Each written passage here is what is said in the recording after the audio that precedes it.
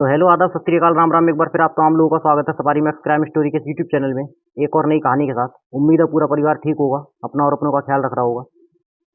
अगर आपने अभी तक मेरे इस यूट्यूब चैनल को सब्सक्राइब नहीं किया है तो प्लीज़ मेरे इस यूट्यूब चैनल को ज़रूर सब्सक्राइब कर दें, ताकि इसी तरह की सच्ची कहानियाँ मैं आपके लिए लाता रहूँ। तो चलिए अपनी आज की कहानी पर चलते हैं। जैसे कि मैं हर बार सुनाता हूँ, कुछ साल पहले एक फ़िल्म आई थी, मीर्जा। और ये फ़िल्म जो थी वो हकीकत बेस्ड थी, और इसी कहानी की आज हम बात करने वाले हैं। इस सच्ची कहानी को सुनकर आपको अच्छा लगेगा। इस कहानी को जो हकीकत है इस कहानी की, मीर्जा भनोट एक रियल कैरेक्टर। शायद ऐसे बहुत कम वाक़या होते हैं, ऐसे बहुत कम लोग होते हैं कि जिनकी बहादुरी के लिए कुछ इनाम मिले। पर नीरजा भनोट को उनकी बहादुरी के लिए एक देश ने नहीं बल्कि कई देशों ने सम्मानित किया। नीरजा भनोट को भारत सरकार ने वीरता का जो सबसे बड़ा पुरस्कार होता है वो दिया। पाकिस्तान सरकार ने भी नीरजा भनोट को सम्मानित किया, अवार्ड दिया। और अमेरिकी सरकार ने भी नीरजा भनोट को सम्मानित किया, उनकी बहादुरी के लिए अवार्ड दिया। तो आखिर वो कौन सी ऐसी बात थी, कौन सी ऐसी बहादुरी वाला काम था जिस वजह से नीरजा को इतने बड़े बड़े देशों ने सम्मानित किया था। तो नीरजा भनोट की कहानी कुछ ऐसी है कि 23 साल की एक लड़की नीरजा भनोट, उनके पिता हरीश भनोट जो कि एक पत्रकार थे, जर्नलिस्ट थे। नीरजा की माँ रमा भनोट जो कि घर के कामकाज देखती थी। शुरुआती पढ़ाई लिखाई नीरजा की चंडीगढ़ में हुई। नीरजा का जन्म 1963 को चंडीगढ़ में हुआ था।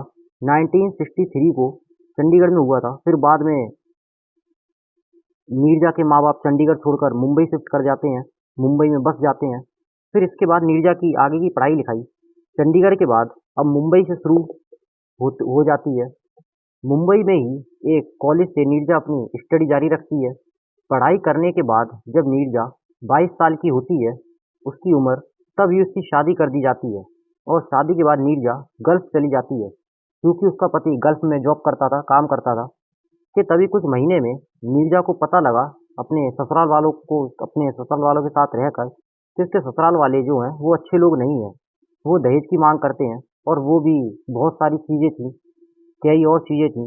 फिर नीरजा एक फैसला लेती है, वो गल्फ को छोड़कर भारत वापस आ जाती है, ये सोचकर कि अगर वो यहाँ रहेगी तो उसकी ज़िंदगी बर्बाद हो जाएगी, यहाँ गल्फ में उसका कोई करियर, कोई भविष्य नहीं है। और नीरजा भनोट एक पढ़ी लिखी लड़की थी, वो भी इन जैसे दहेज के भूखे लोगों के साथ नहीं रहना चाहती थी। बस यही सारी बातें सोचकर नीरजा वापस भारत आ जाती है। पर हर माँ बाप चाहते हैं कि हमारी बेटी का घर ना टूटे, वो ठीक ठाक रहे, अपनी अपनी लाइफ अच्छे से जिए, शादीशुदा ज़िंदगी ठीक से चलाए, शायद बातचीत से सब हल हो जाए। तो माँ बाप ने बातचीत भी करी, पर वो लोग दहेज की मांग करने लगे नीरजा के परिवार से। बस फिर इसके बाद आगे की कोई बातचीत नहीं हुई। फिर नीरजा सब कुछ छोड़कर अपने माँ बाप के साथ रहने लगी। फिर नीरजा ने अपनी ज़िंदगी अपने हिसाब से जीने का फैसला किया। और फिर नीरजा है, उसने इसके बाद ये मॉडलिंग में अपना हाथ आजमाया। और फिर धीरे धीरे नीरजा मॉडलिंग की दुनिया की एक अच्छी खासी मॉडल बन गई।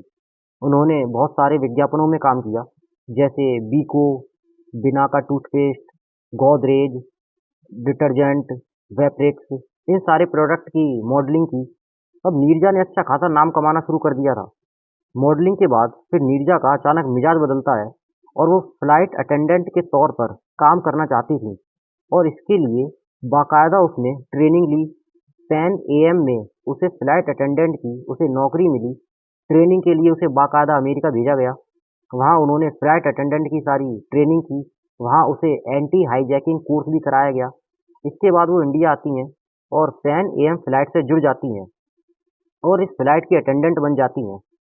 कुछ वक्त के बाद उनका काम देखकर उन्हें सीनियर फ्लाइट अटेंडेंट बना दिया जाता है, और मुंबई में ही रह रही थी नीरजा अपने परिवार के साथ। अब तक सब कुछ ठीक चल रहा था। अब लग रहा था कि नीरजा जैसी ज़िंदगी चाहती थी, वो उसी तरह से अपनी ज़िंदगी जी रही थी, अपने दम पर जी रही थी। नीरजा की इस तरक्की से अब और इस काम से नीरजा भी खुश थी, नीरजा के घरवाले भी खुश थे। एक फेमस मॉडल अब एक फ्लाइट अटेंडेंट बन चुकी थी, वो भी सीनियर फ्लाइट अटेंडेंट। ये सब नीरजा की ही अपनी मेहनत और लगन थी। सब ठीक था, सब खुश थे, सब अच्छा चल रहा था। लेकिन अगर आपने मेरे अभी तक इस चैनल को सब्सक्राइब नहीं किया है तो प्लीज़ मेरे इस यूट्यूब चैनल को अभी सब्सक्राइब कर दें। तो चलिए अपनी कहानी पर चलते हैं। सब अच्छा चल रहा था, लेकिन नीरजा के 23वें जन्मदिन से ठीक 2 दिन पहले अब उनकी जो उम्र थी वो 23 साल होने जा रही थी। 5 सितंबर 1986 की ये कहानी है। पैन एएम की एक फ़्लाइट जो मुंबई से उड़ी, उसे पाकिस्तान के इस्लामाबाद से जर्मनी और वहाँ से होते हुए अमेरिका जाना था। इस फ़्लाइट में 360 मुसाफिर सवार थे और इसके अलग-अलग देश में जो पैसेंजर थे, वो अलग-अलग देश के पैसेंजर भी इस फ़्लाइट में सवार थे।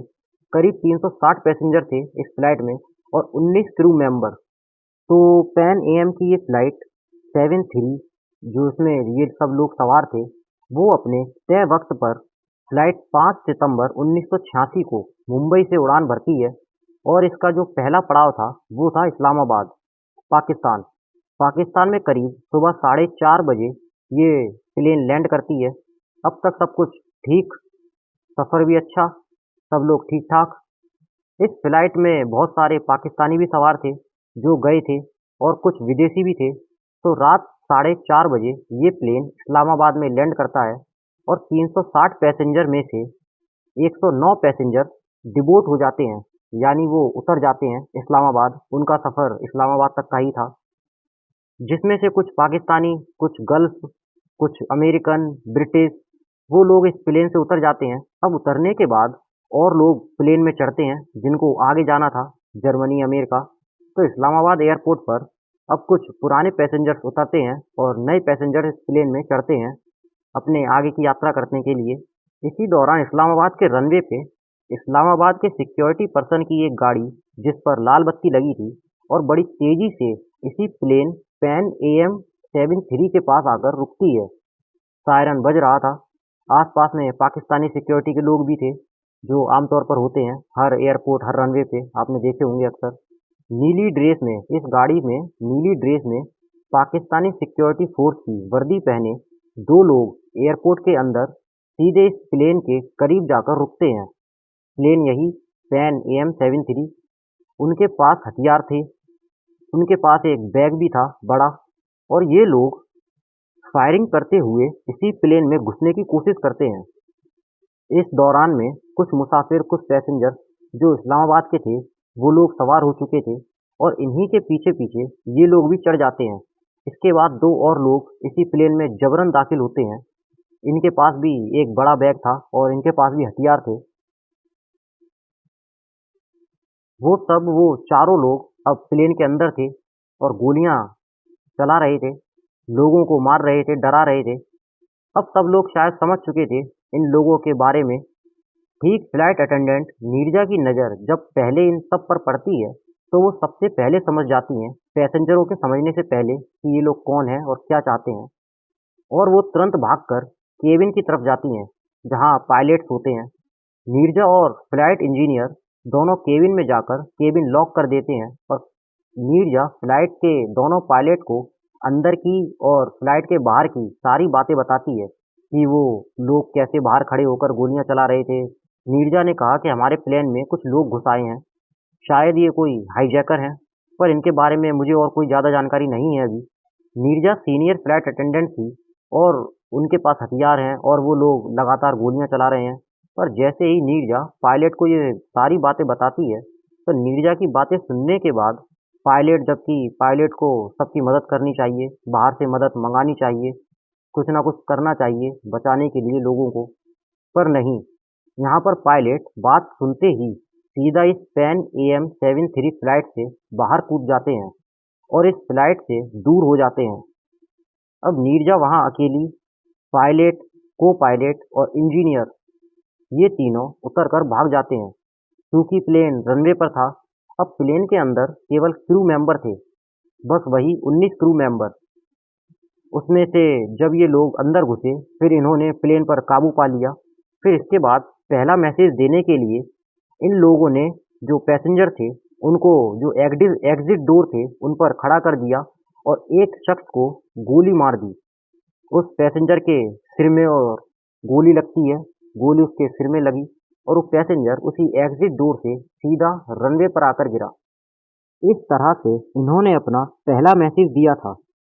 पर उससे पहले ये लोग ये करते हैं कि जो बिजनेस क्लास में था उसे पीछे कर देते हैं और जो पीछे वाले थे उन लोगों को बिजनेस क्लास की तरफ आगे कर देते हैं। जब गोली लगने के बाद उस शख्स को देखा गया तब वो जिंदा था और उसे आनन फानन में हॉस्पिटल ले जाया गया और ये सब पाकिस्तानी सिक्योरिटी के सामने हो रहा था। पर अस्पताल जाने से पहले ही एम्बुलेंस में ही उस शख्स की मौत हो गई, उसने दम तोड़ दिया। जो 4 हाईजैकर थे, उनकी अब पहचान हुई। वो यूं कि जो पहला था हाईजैकर, वो था जाहिद हसन अल्द लतीफ़ सफरानी और जो दूसरा था, वो था मोहम्मद अहमल अन मुरब्बर और जो तीसरा था, वो था जमाल शेख अब्दुल रहीम और जो चौथा था, वो था मोहम्मद अब्दुल्ला खलील हुसैन रयाल।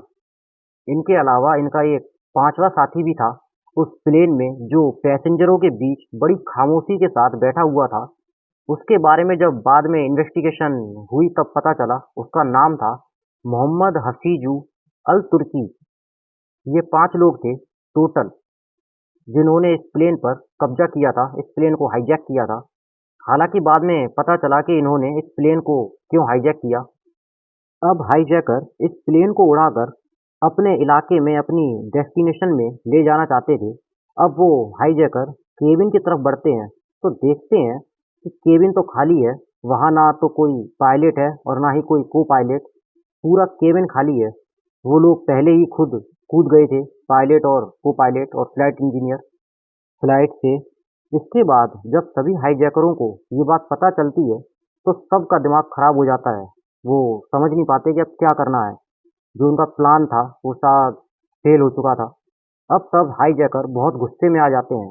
फिर वो केबिन से बाहर आकर उन्होंने अपना गुस्सा क्रू मेंबरों पर उतारा और फिर वहाँ जो पैसेंजर्स थे उन पर उतारा। और वो हाईजैकर सीनियर अटेंडेंट नीरजा के पास आकर बोलते हैं कि जाओ और जाकर जितने भी पैसेंजर हैं इन फ्लाइट में, उन सब के पासपोर्ट लेकर आओ।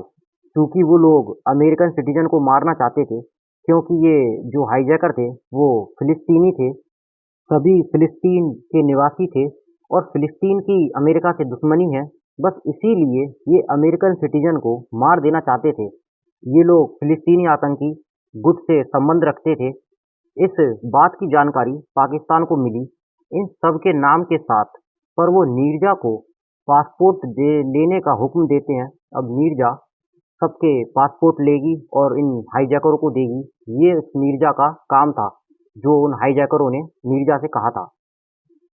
अब नीरजा भनोट, जिसका 2 दिन पहले जन्मदिन था, जन्मदिन आने वाला था, 2 दिन बाद वो 23 की होने वाली थी। नीरजा भनोट और उनके सभी क्रू मेंबर उनकी गन पॉइंट पर थे। पर नीरजा ये जानती थी कि अगर उन्हें पता चल गया कि कौन अमेरिकन है, कौन क्या है, तो पक्का ये लोग अमेरिकन को मार देंगे।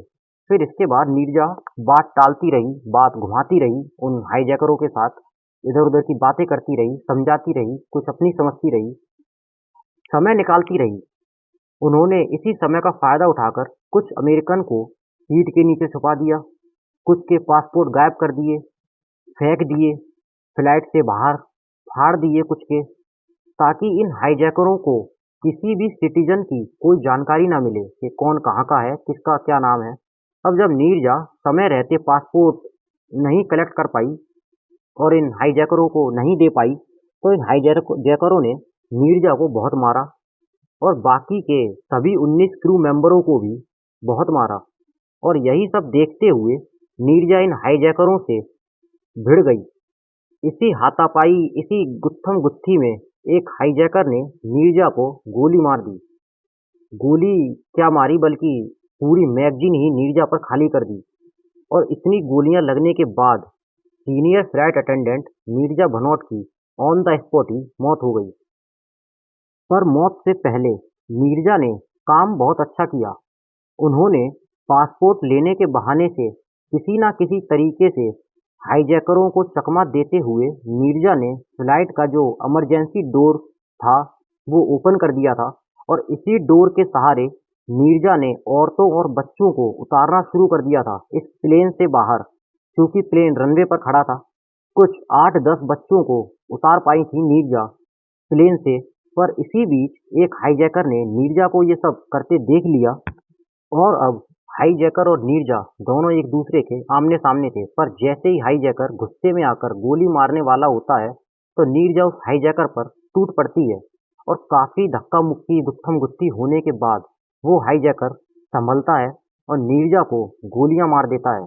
पर नीरजा काफी लोगों की जान बचा चुकी थी, वो जितना कर सकती थी इन परिस्थितियों में भी उन्होंने वो उतना किया।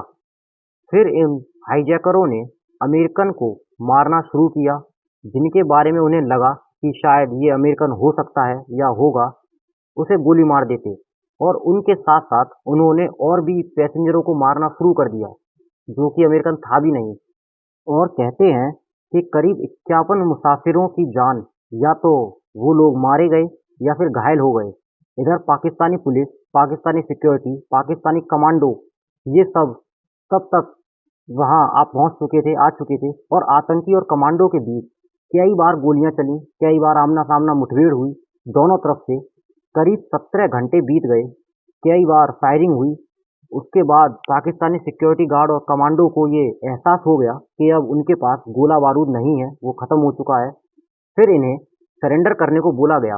हाईजैकरों को भी लगा कि अब वो फंस चुके हैं, जान जाएगी अगर कुछ गड़बड़ करी तो।